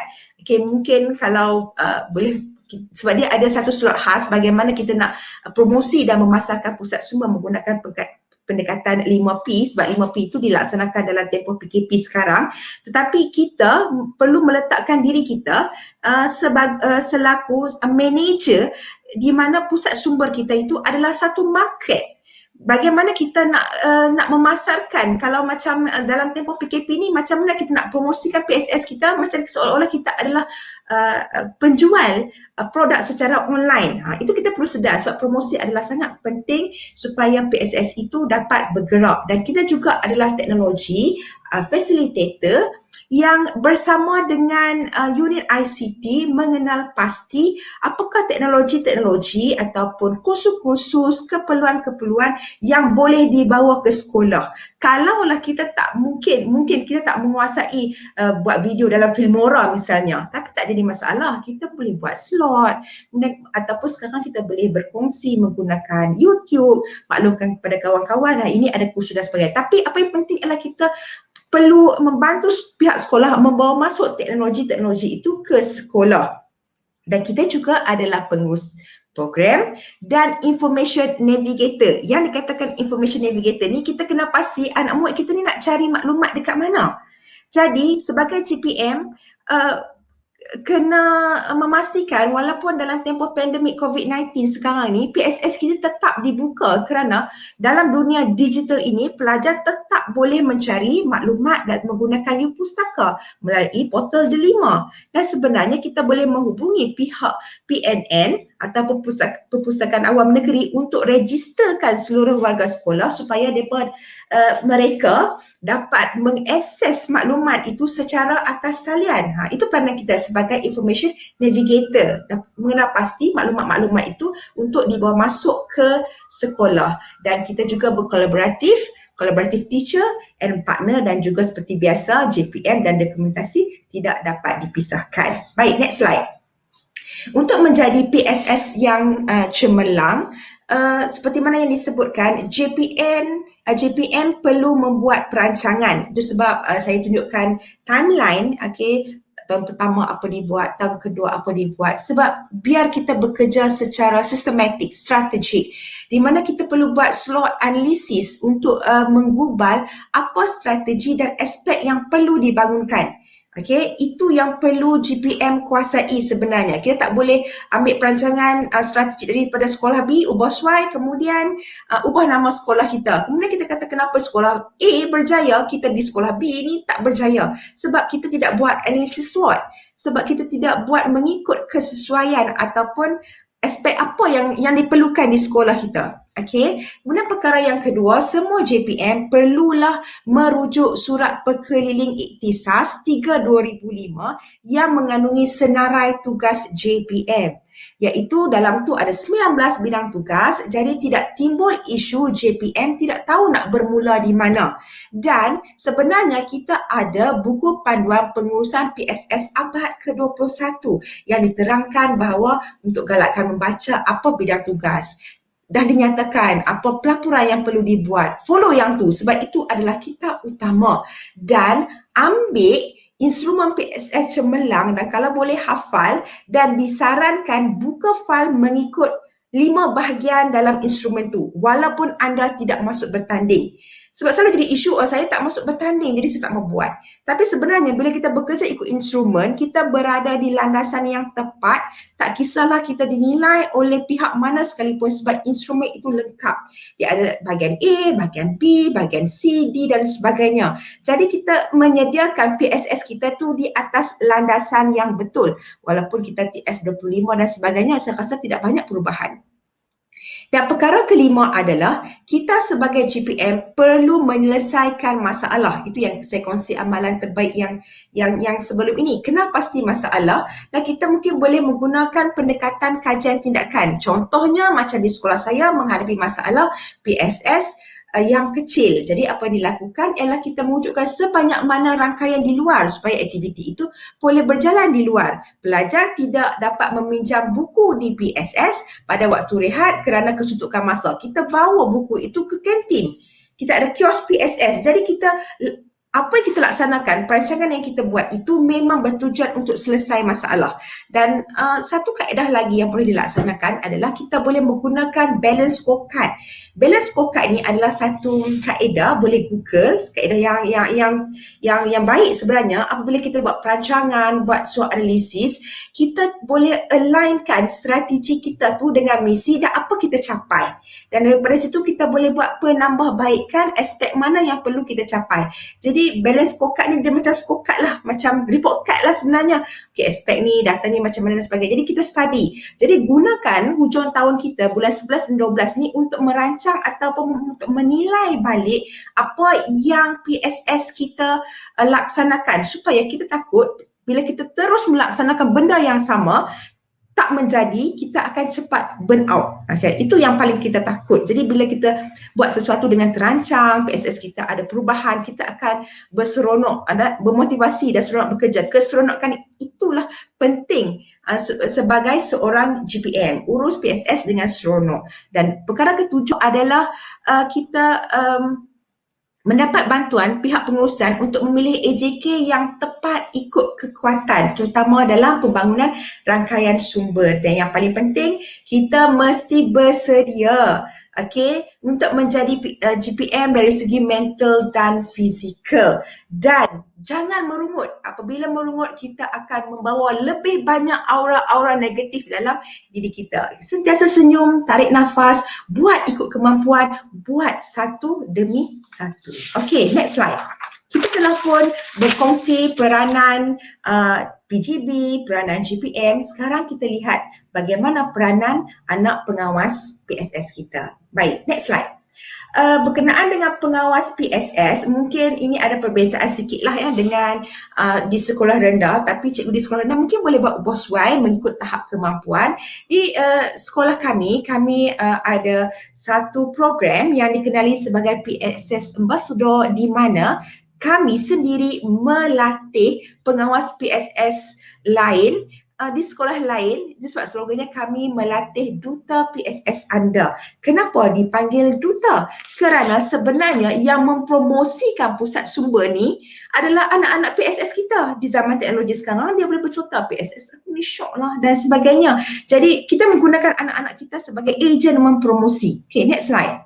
Di sekolah kami kita terapkan bahawa ambassador ini perlu memasarkan pusat sumber. Oleh itu mereka perlu mempunyai ciri-ciri menjadi PSS atau pengawas yang kritis, ada kreativiti, boleh berkomunikasi dengan baik, boleh berkolaboratif dan mempunyai nilai tinggi. Dan biasanya di pusat sumber kami tidak memilih pengawas PSS. Lantikannya adalah sukarela. Kenapa? Okey, kita kongsi next slide. kita perlukan pengawas yang datang ke pusat sumber kita secara sukarela. Kenapa? Dalam melaksanakan PSS untuk bergerak lebih jauh, kita perlukan anak-anak yang berdikari dan tidak bergantung 100% kepada ibu bapa untuk membuat keputusan. Ini penting sebab kita nak aktiviti itu diuruskan oleh pelajar. Kalaulah dia sendiri, benda-benda yang simple pun keputusannya dibuat dengan bantuan ibu bapa. Jadi bagaimana dia nak menguruskan aktiviti, nak menguruskan orang lain sedangkan dirinya sendiri diuruskan oleh orang lain.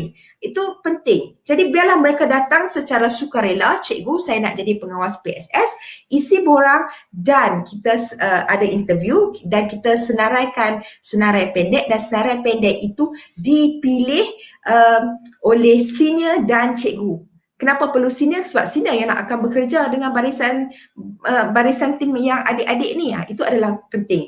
Kemudian kita bentang perancangan. Perancangan kita apa yang kita nak buat, kita ceritakan kepada anak-anak. Kita buat agihan. Okey, bulan Januari cikgu nak buat apa? Bulan Februari nak buat apa? Dan setiap itu ada tarikh akhir. Dan kita bagi siap-siap untuk program ni siapa yang akan bertugas. Dan biarlah mereka urus sendiri dan kita facilitate di belakang.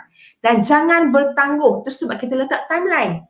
Okey, jangan bertangguh dan kita facilitate ataupun kita ikut belakang, kita pantau macam mana perkembangan, macam mana urus dan sebagainya. Jadi di pusat sumber kami sangat menekankan kepada konteks hidup untuk memberi kerana memang penat jadi JPM, memang penat jadi pengawas PSS, tapi kita ada niat apa yang kita buat itu adalah sedekah jariah. Contohnya kepada anak-anak kita bukan orang kaya untuk bagi duit dan sebagainya yang berjuta-juta kepada sekolah, tapi kita ada ilmu, kita ada tenaga yang itu adalah sumbangan dan sumbangan itu adalah pahala. Jadi apabila anak-anak tak stres mengurus, mereka seronok, insya-Allah mereka dapat seimbangkan antara bebanan di dalam kelas dan juga bebanan menguruskan pusat sumber. Kemudian anak-anak ini juga dilatih sebagai seorang yang yakin. Okay, kita perlukan pengawal PSS yang yakin sebab mereka boleh urus sendiri sebelum urus orang lain. Okay, sebab pengawal PSS ini bukan hanya sekadar tukang sapu PSS, susun buku. Sebab itu adalah kerja rutin. Okay, yang mana sebenarnya kerja itu kalau bukan pengawal PSS pun kita boleh panggil kelas relief, buat dan sebagainya. Pengawal PSS kita ni adalah something special yang dapat urus aktiviti, kita kata melaksanakan agenda-agenda pusat sumber dalam konteks nilam dan literasi maklumat. Oleh itu, mereka perlu yakin. Jadi, untuk membantu mereka, sebab mereka pelajar, kita sediakan senarai semok. Apa tindakan yang perlu dibuat? Tindakan 1, tindakan 2, tindakan 3 dan setiap aktiviti itu kita lantik seorang ketua. Ketua itu sebenarnya kita latihlah pelajar 3/5 misalnya, okey, latih ketua. Dan saya rasa pelajar sekolah rendah pun boleh untuk darjah 6 untuk kita bagi aktiviti yang simple, okey, dan sentiasa dapat maklum balas daripada ketua tersebut. Okey, kita teks.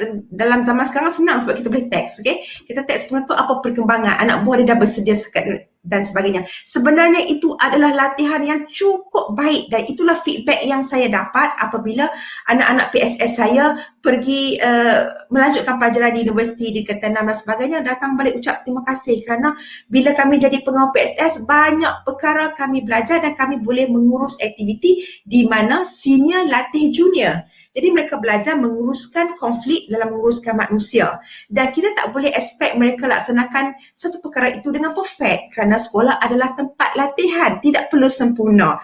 Kadang-kadang nak jadi MC pun cikgu yang nak jadi MC. Why not kita bagi murid jadi MC? Sebab kita sebagai guru, kita dah memang dah pandai lah. Kalau tak mungkin dah menjadi guru. Okay, jadi sekolah adalah tempat latihan dan kita juga sentiasa memberi anugerah kepada pengawas pusat sumber. Okay, next slide. Kita dah hampir ke penghujung. Okay, dan ini adalah bagaimana kita peranan pengawas PSS yang perlu dilaksanakan supaya dapat membantu sekolah menjadi PSS cemerlang. Yang pertama, kita jangan sibuk bagi ilmu PSS dan literasi maklumat kepada orang lain sedangkan ilmu itu tidak dikuasai oleh pengawal PSS kita. Jadi pengawal PSS kita perlu dilengkapi dengan ilmu PSS dan literasi maklumat. Dan kemudian libatkan mereka sebanyak mungkin dalam keceriaan PSS dan rakan sumber supaya mereka ada rasa sayang. As per di Corps, Maksudnya kalau mereka keluar, ni pengalaman saya sendiri, apabila pengawal PSS itu keluar semasa cuti semester, mereka memang balik ke sekolah untuk membantu. Itulah sebenarnya kekuatan PSS di sekolah saya. Sebab kami memang tak cukup tenaga. Kami semua perempuan. Siapalah nak tolong cat dan sebagainya. Jadi yang urus semua tu adalah senior-senior. Dan mereka perlu dikuasai dengan kemahiran buat video, promosi, poster kerana GPM tak mampu untuk melakukan keseluruhannya. Jadi kita perlukan ejen-ejen yang untuk melaksanakan aktiviti tersebut. Okey. Kemudian libatkan mereka juga dalam menguruskan program secara maya. Pada peringkat awal PKP memang kita pun terkejut, bukan saja murid, cikgu pun terkejut. Jadi aktiviti itu diuruskan sepenuhnya oleh cikgu. Tapi lama kelamaan biar mereka dari segi benda simple buat link Google Meet, jadi MC, Maya dan sebagainya, biar mereka yang uruskan. Dan pengawas kita juga perlu didedahkan bagaimana mempromosi PSS di TV. Kami ada TV Bahaya, kami ada FB page, sentiasa membantu sekolah menggalakkan murid dalam nilam, dan biar pengawas kita membuat pembentangan, penerangan. Tak kisah, kalau salah tak kisah. Sebab sekolah adalah tempat melatih murid. Jadi biar mereka sendiri yang memberi penerangan. Dan kami, untuk makluman, kami dalam proses evaluation IB.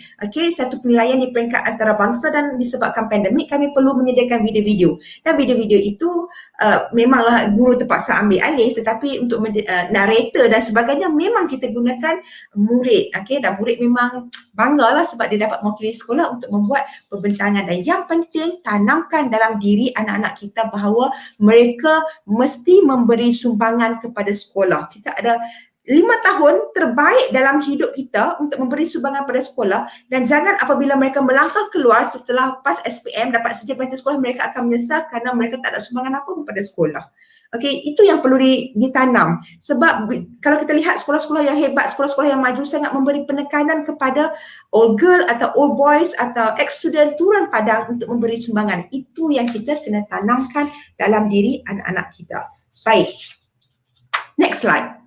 Kita telah pun, syukur Alhamdulillah ikut duration masa yang ditetapkan, kita berkongsi amalan terbaik, amalan terbaik di SMK Surabaya, peranan PGB, peranan GPM, peranan pengawas PSS, dan kita telah pun berkongsi secara umum amalan terbaik yang dilaksanakan di PSS SMK Sultanah Bayer. Next slide. Namun begitu, apa yang saya nak tekankan di sini adalah dalam menguruskan pusat sumber, perkara yang sangat penting adalah kita mesti memastikan pusat sumber kita itu memberi impak, misalnya memberi impak kepada murid, guru, sekolah dan juga komuniti. Oleh itu, sebab itulah saya berkongsi program 4E, program Let's Read Wonderland. Kemudian kami wujudkan House of Champion, iaitu pembangunan secara menyeluruh supaya kami dapat bergerak untuk menjadi PSS cemerlang. Dan ini adalah sangat penting kerana PSS perlu membantu pihak sekolah untuk melahirkan generasi yang kita kata ada 4K1N. Seorang yang berkomunikasi, kreatif, pemikiran kritis, kolaboratif, nilai murni dan etika.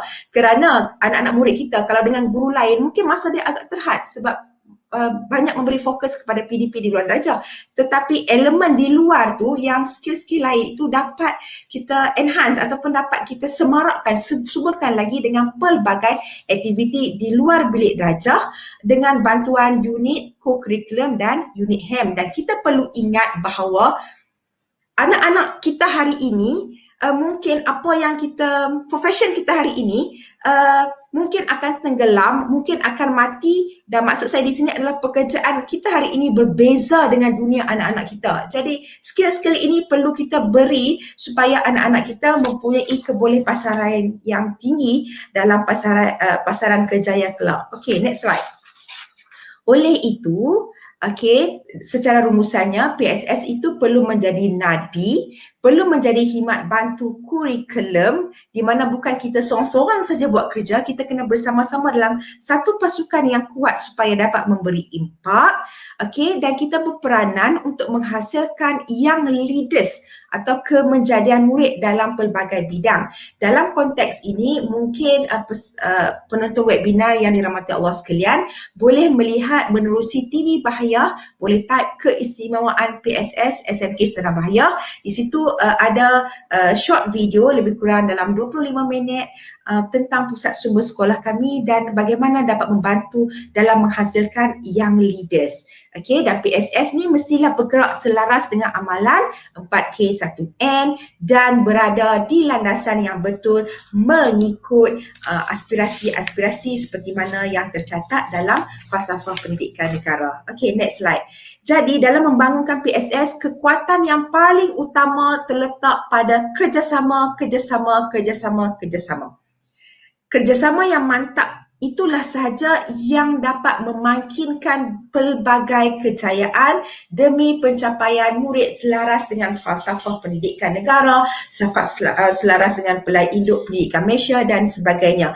Kalaulah ini memang menjadi masalah kepada GPM sebab kerana selalunya dibincangkan macam mana nak bina tim. Kita tak boleh bina tim satu sekolah sekelip mata. Mungkin kita bina tim mungkin 3 orang cukup. Sebab pada peringkat awal masuk ke sekolah tersebut pun tim saya tak ramai. Kemudian saya ada kawan, kemudian ada BFF, kemudian ada family dalam PSS dan sebagainya. Akhirnya akan mewujudkan tim yang kuat. Yang penting kita sentiasa positif. Jangan step back orang. Kemudian sentiasa memberi. Hidup ini untuk memberi. Bila hidup ini untuk memberi, akan hadir yang baik-baik saja dalam hidup kita, insya-Allah. Next slide. Di sini saya juga ambil kesempatan ini di mana kita baru sahaja, next slide Cik Asrul. Kita baru sahaja menyiapkan sebuah buku kompilasi aktiviti galakan membaca pusat sumber sekolah. Mungkin ada JPM yang telah membuat tempahan, tetapi JPM yang belum membuat tempahan bolehlah menempah sekarang di mana dalamnya terdapat 25 aktiviti yang ditulis oleh rakan-rakan JPM kita, 25 orang di seluruh Malaysia. Dan saya difahamkan negeri Perak antara negeri yang terbanyak membuat pre-order sebab kita nak cetak ikut tempahan sebab sekarang dalam proses pandemik. Jadi kita memang nak print on demand, jadi kita perlu dapat kena pasti berapa jumlah tempahan. Next slide. Dan promosi seterusnya, boleh back sikit boleh tak Cik? Ada lagi satu slide sebelum slide ini Cik Hasrul, boleh back sekejap?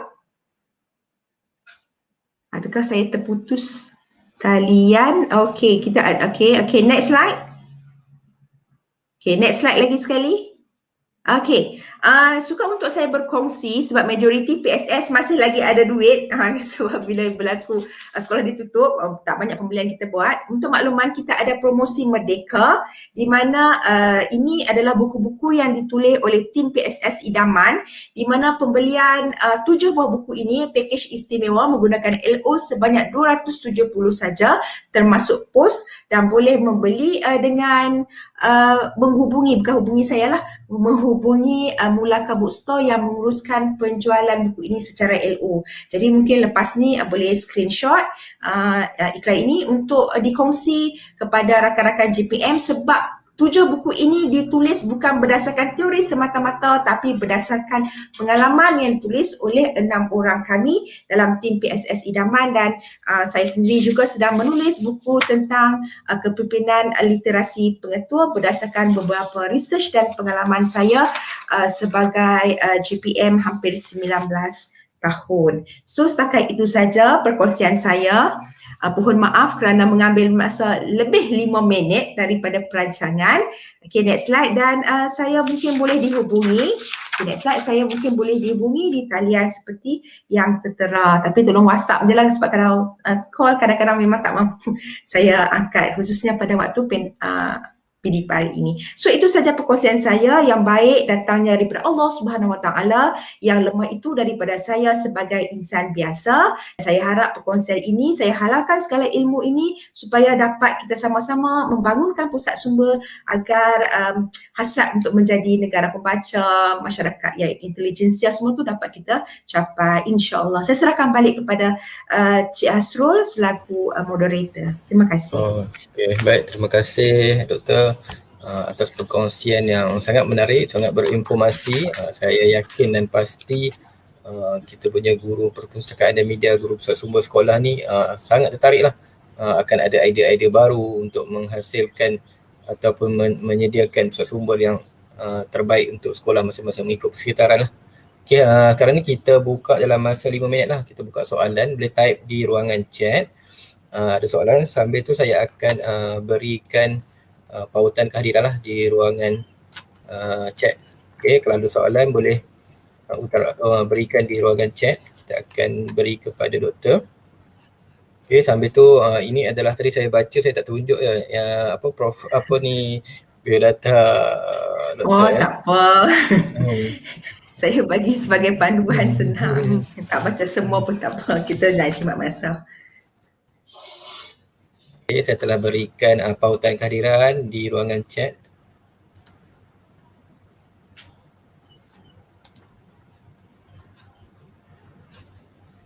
Okay, kalau ada soalan dalam masa 3 minit insyaAllah 4.40 kita cuba tamatlah kita punya webinar. Terima kasih doktor. Banyak input-input yang menarik. Kalau saya tengok ni, teruja lah. Boleh buat, insyaAllah boleh buat. Saya kongsi, saya halalkan. Boleh buat, sesuai ikut kesesuaian sekolah masing-masing. Ya. Kena ikut persekitaran lah kan, macam mana. Ya, betul. Ya.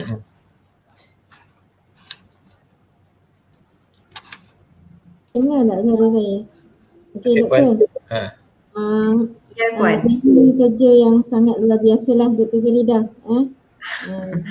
Layaklah mendapat gelaran guru cemerlang perpustakaan dan media PJM. Tahniah, doktor. Terima kasih Puan. Saya ingat tadi pustakaannya besar, kecil je. Ya, sekadar 2 bilik darjah. Dan dari segi fizikal tu memang kita kata sekolah old school, sekolah lama kan. Tapi konsep perpustakaan dalam sekolah tu sesuai lah kalau macam pusat sumber dia kecil, maknanya seluruh satu kawasan sekolah tu jadi pusat sumber. Ya, betul. Ya, betul. Kita maksimumkan apa yang ada dan mengikut kesesuaian pelajar kita. Jadi macam dimaklumkan ikut konteks masing-masing. Okay, ada soalan?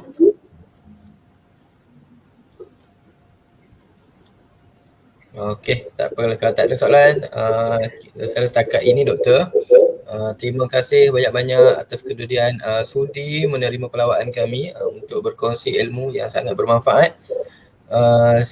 Saya harap rakan-rakan semua boleh mencontohi dan juga aplikasikanlah segala ilmu-ilmu yang telah diberikan oleh doktor.